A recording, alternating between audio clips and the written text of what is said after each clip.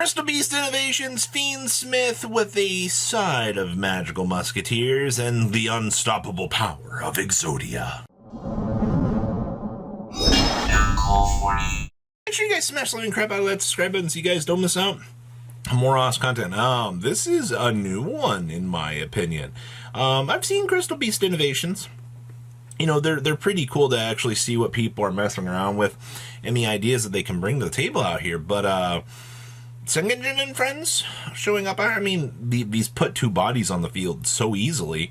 But, you know, most of the time, if you're dedicating, you know, all those slots to these sorts of things, you know, you're trying to turbo out Fiendsmith combo. But no, we're actually using this to, you know, maybe crystallize some extra Crystal Beast because, you know, Wedju gives you the option to put something in your hand down as a spell and trap card zone as a continuous spell.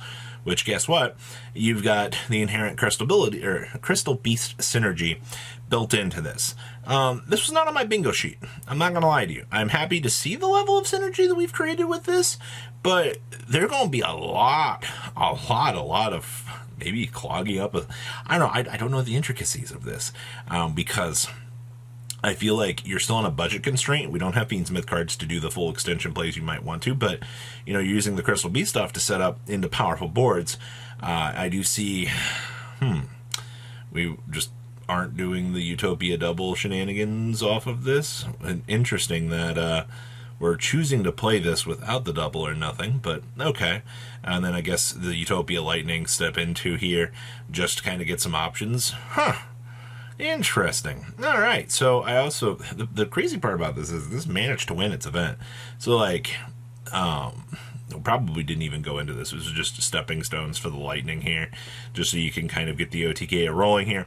Baguska defense stall, and then Solo Hat Rabbit, just putting some mildly inconveniencing things in front of your opponent, forcing them into a really, really bad position. So I can see all of the synergy that we're pulling off with this. Cool stuff. Next up here, Magical Musketeer Turbo. Now, for those of you that have been looking at the Magical Musket stuff as a whole with Fiendsmith cards, I'm not going to lie. I think that this is by far the most original way to try to play the stuff because you're not dedicating, you know, the crazy level of BS to, you know, going down the, oh no, I need to make Beatrice and do dumps. No.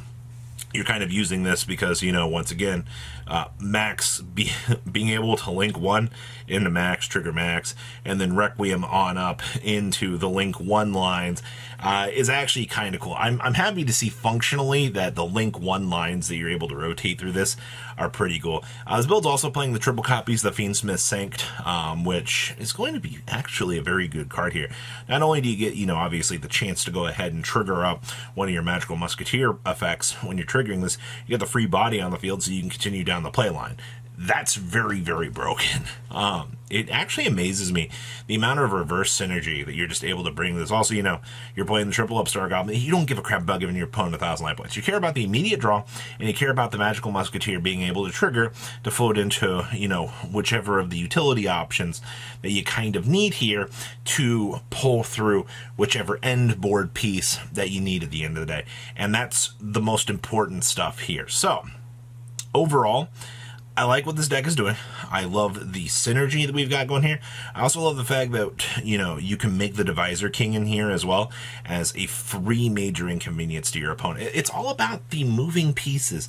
And, you know, the Fiendsmith stuff was a cool design. I'm incredibly happy to see that we did get these cards. And you know what? That synergy is going to carry some people to some pretty crazy victories. Also, this Promethean Princess was really a mild inconvenience for a lot of people if they were doing plays to stop it. Okay, next up is the unbridled power of the legendary Incarnate. So you have to special summon this thing by tributing a Forbidden One monster. Can't be special summoned, by the way. It gains 1,000 attack for each Forbidden One in your graveyard, unaffected by other card effects. And during your end phase, you can add a Forbidden One monster from your graveyard to your hand, and destroyed by battle, you can reveal any number of Exodia pieces in your hand and draw a card for each. I like this card a lot. I didn't think I'd be running into playing this in an actual Exodia deck, because, you know, most of the time out here, you're just kind of trucking on along, doing your thing with the Millennium stuff. But Okay, I see this Duelist has also just been inconvenienced to no back by the power of U-Bell.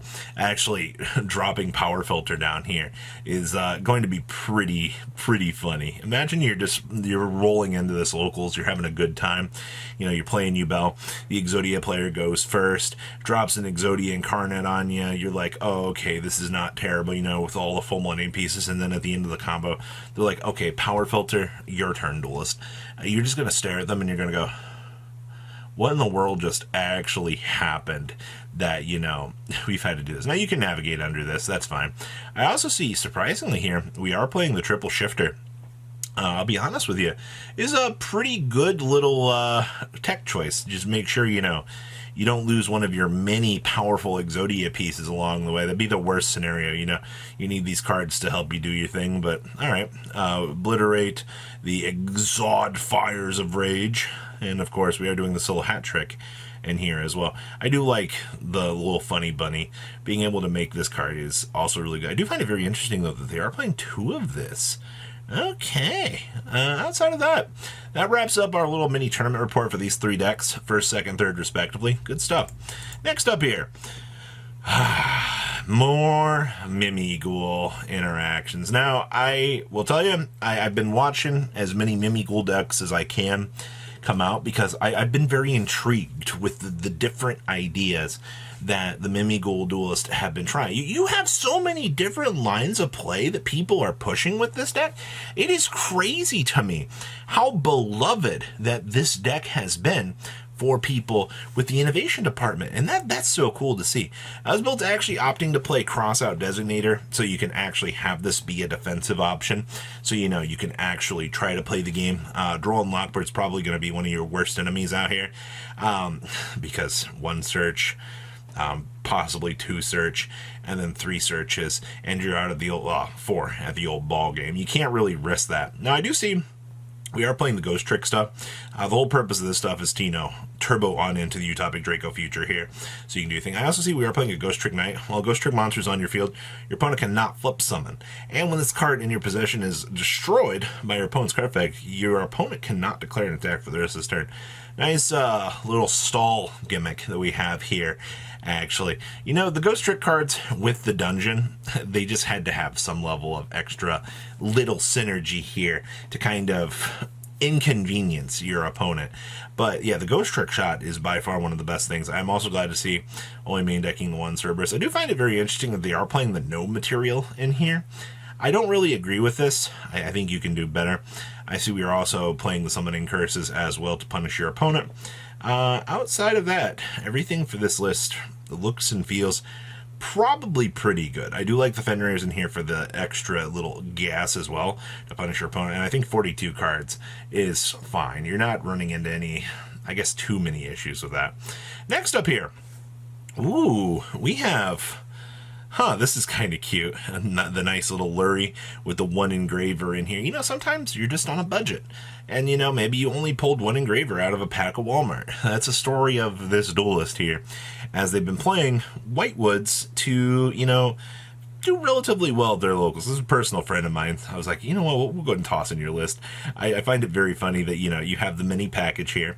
You're able to kind of go on through and do every little thing that you can do.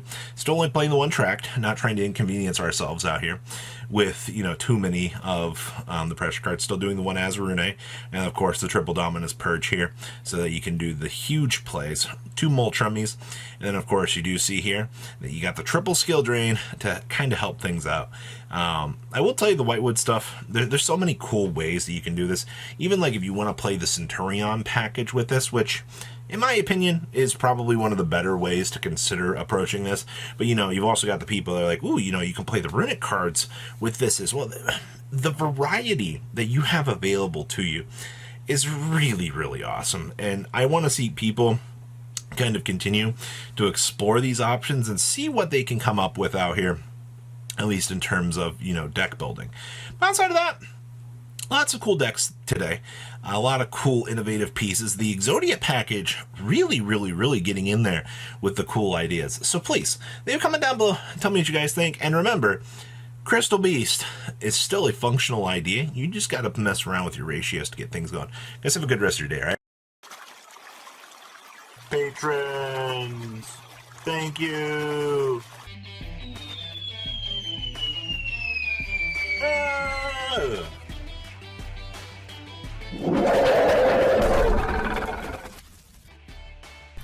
Thank you so much for watching. Check out these other videos.